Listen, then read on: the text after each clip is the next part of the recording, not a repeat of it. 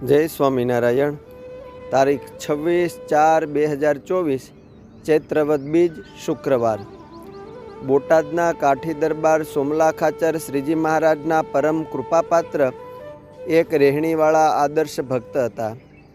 શ્રીહરિની આજ્ઞા પ્રમાણે દરેક ક્રિયા કરવી અને શ્રીજીની રુચિ અનુસાર વર્તવું એ એમના જીવનનું ધ્યેય હતું।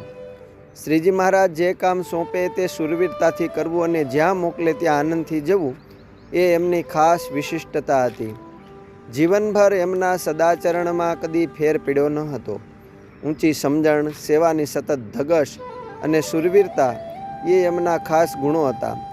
સોમલા ખાચરનું આવું શ્રેષ્ઠ ચારિત્ર હોવાથી એમની ગણના પ્રથમ પંક્તિના પુરુષોમાં થઈ છે।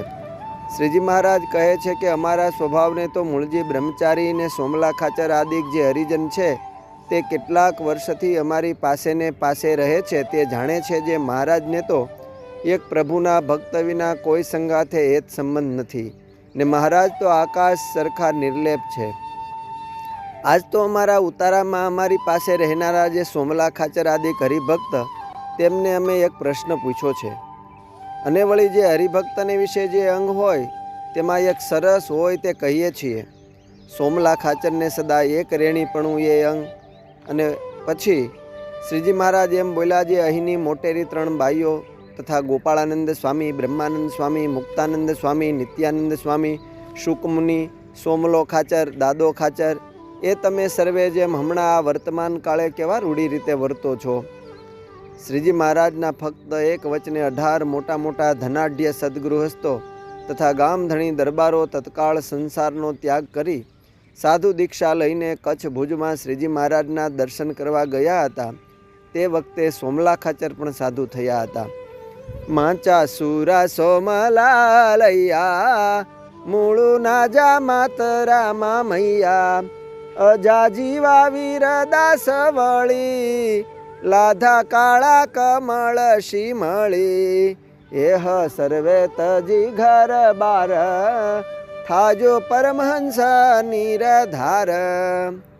શ્રીજી મહારાજ પોતે ત્યાગી ગૃહી સૌ નરનારીઓને ધર્મ નિયમના કડક વર્તમાન પળાવતા અને તપ ત્યાગની અતિ આકરી કસોટીમાં હર વખત કસતા।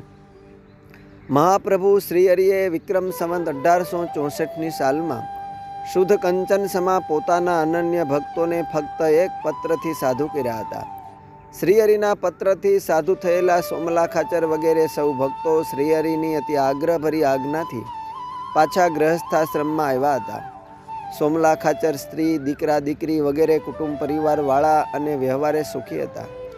ગિરાસની સારી જમીન પણ પોતાની હતી। સદગુણી 2 યુવાન પુત્રો હતા પણ એ બંને થોડા દિવસને અંતરે અક્ષરવાસી થયા। એથી પોતે સંસાર વ્યવહારની રીતે ઘણા જ મુશ્કેલીમાં મુકાઈ ગયા છતાં સત્સંગના દ્રઢ જ્ઞાન બળથી ધીરજ ધારણ કરી નિશ્ચલ બુદ્ધિ રાખી પુત્રનો શોક ન કર્યો। એટલું જ નહીં પણ વિશેષપણે ભગવત સુખની શ્રેષ્ઠતા સમજી પોતાના ગિરાસની જેટલી જમીન હતી તે શ્રીજી મહારાજને અર્પણ કરી દીધી। ઘર-બારને સદા માટે મોહ મમત્વ છોડી પોતાનું જીવન શ્રીજી મહારાજના ચરણે સમર્પણ કરી દઈ અખંડ શ્રીજી મહારાજની સેવામાં પાસે રહ્યા। મોટા ભક્ત ભગવાન તણા અચળ મતિ મહાધીર ઘણા બળિયા બોટાદ ગામના એહ કહીએ સોમલો ખાચર તેહ જુવાન પુત્ર તે 2 મરી ગયા પણ શોક વિના શુરા રહ્યા રાજગરાસ પોતાનો તેહ કર્યો સ્વામીને અર્પણ એહ આવી બેઠા મહારાજની પાસ સુખે ભજા અખંડ અવિનાશ। સદગુરુ માધવદાસ સ્વામી રચિત શ્રી હરિકૃષ્ણ ચરિત્રામૃત સાગર અધ્યાય 19 આદર્શ ભક્ત ગાથામાંથી। અસ્તુ જય સ્વામિનારાયણ।